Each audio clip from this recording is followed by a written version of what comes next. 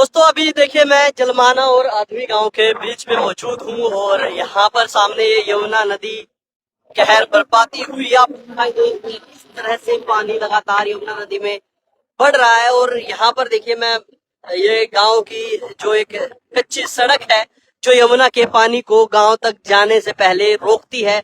हालांकि उससे पहला एक पायदान है जहां पर पानी पहुंच चुका है। इसके जहां पर आप पानी देख रहे हैं लगभग यहाँ से 10 से 20 फुट गहराई में पानी नॉर्मली बहता था, लेकिन आज पानी उसके समतल बह रहा है, उसके बराबर बह रहा है।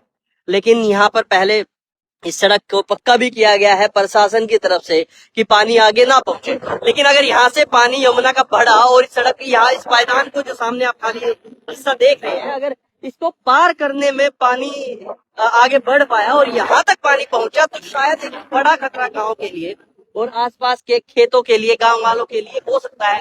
लगातार बादल मंडराए हुए हैं, हल्की बारिश है और ये आसपास के जितने भी गांव है, कस्बे, सभी लोग कहीं ना कहीं एक संकट में है। पंजाब की सिचुएशन देखने के बाद सभी लोगों को महसूस हो रहा है वो डर, वो खतरा।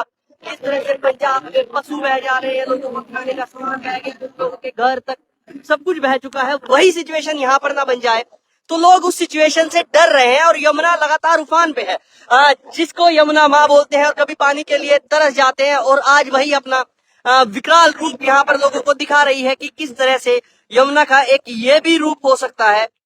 वो रूप देख रहे हैं सामने, उत्तर प्रदेश है, यमुना को पार करेंगे तो उत्तर प्रदेश आ जाएगा और उत्तर प्रदेश के कुछ गांव भी इस खतरे की चपेट में हैं। वहां पर भी 15-20 गांव ऐसे हैं जो खतरे की चपेट में आ सकते हैं और यमुना का पानी बढ़ा तो वो गांव भी कहीं ना कहीं बाढ़ जैसी सिचुएशन को झेलने के लिए तैयार रहेंगे। हालांकि गांव के लोग बताते हैं कि इतना पानी उन्होंने कहीं अरसे से नहीं देखा है, कई सालों से उन्होंने नहीं देखा है जितना पानी अब आया है। और बताते हैं कि जो हथिनी कुंड बैराज के सभी कपाट द्वार हैं वो खोले गए हैं। ऐसा पहले कभी 1978 में जब बाढ़ आई थी तब हुआ था और अब वही सिचुएशन दोबारा बनी है। तो लोग कहीं ना कहीं इस डर को, इस खतरे को महसूस भी कर पा रहे हैं कि शायद ऐसा फिर से कहीं हो ना जाए। हालांकि शासन, प्रशासन और गांव के आसपास के तमाम लोग इस खतरे को भाप कर मुस्तैद हैं, लगातार नजर बनाए बैठे हैं कहीं ये खतरा बढ़ ना जाए। सामने की तस्वीरों में आप देख पाएंगे,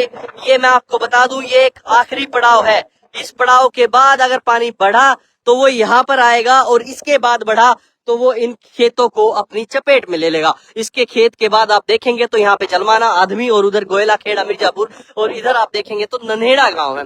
और ये जो पानी है सबसे ज्यादा चपेट में लेता है वो लेता है बापोली को। आप और करीब से तस्वीरें देखिए, ये देखिए बिल्कुल कहाँ पर मैं मौजूद हूँ और यहाँ से मेरे मुश्किल से 20 फीट की दूरी, 30 फीट की दूरी पर ये पानी इतने विकराल बह रहा है। नदी को आप देखिए, सामने उत्तर प्रदेश है, ये छप्पर जो है ये भी बताया जा रहा है पानी के अंदर है।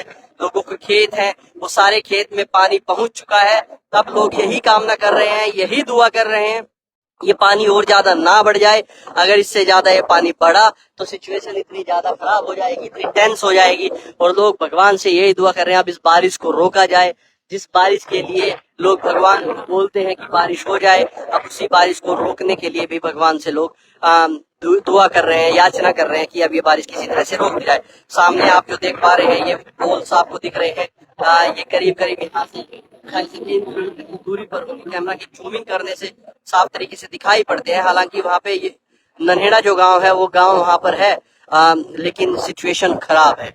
यहाँ पर जहाँ आप देख रहे हैं यहाँ कभी पानी नहीं पहुंचा था पिछले कई सालों में। यहाँ पर करीब 20 फीट नीचे पानी बहता था, लेकिन अब बिल्कुल सामने पानी बह रहा है।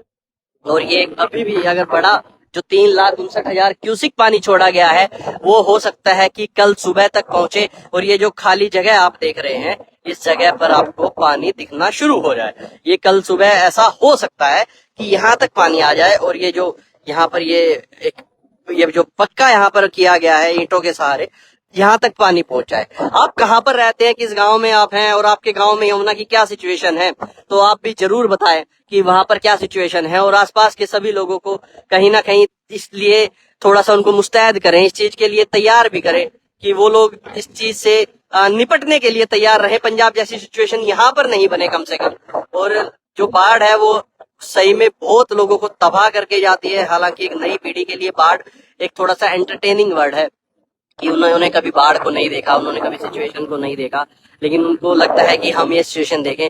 लेकिन जहाँ पर बाढ़ आती है वो केवल और केवल तबाही लाती है, केवल और केवल बीमारियां लाती है। और जो आप एक डर है वो किसानों के चेहरों पे, उनके दिल में वो डर आप देख पाएंगे, वो दर्द आप उनके कहीं ना कहीं चेहरे पे देख पाएंगे, क्योंकि उनकी साल भर की जो फसल है वो बर्बाद होने के बिल्कुल मुहाने पर खड़ी रहती है। तो ये सिचुएशन यहाँ पर इस तरह की है, तो आप इससे बचने के लिए, निपटने के लिए तैयार रहिए। हालांकि यमुना लगातार उफनती जा रही है, पानी का जो बहाव है, जल स्तर बढ़ता जा रहा है, स्पीड बहुत तेज है और दिल्ली में भी इसका काफी खतरा देखने को मिल सकता है। ये सारी सिचुएशन यहाँ पर है, तो आप भी जहाँ हैं वो मुस्तैदी से तैयार रहिए और बचिएगा इस बाढ़ से।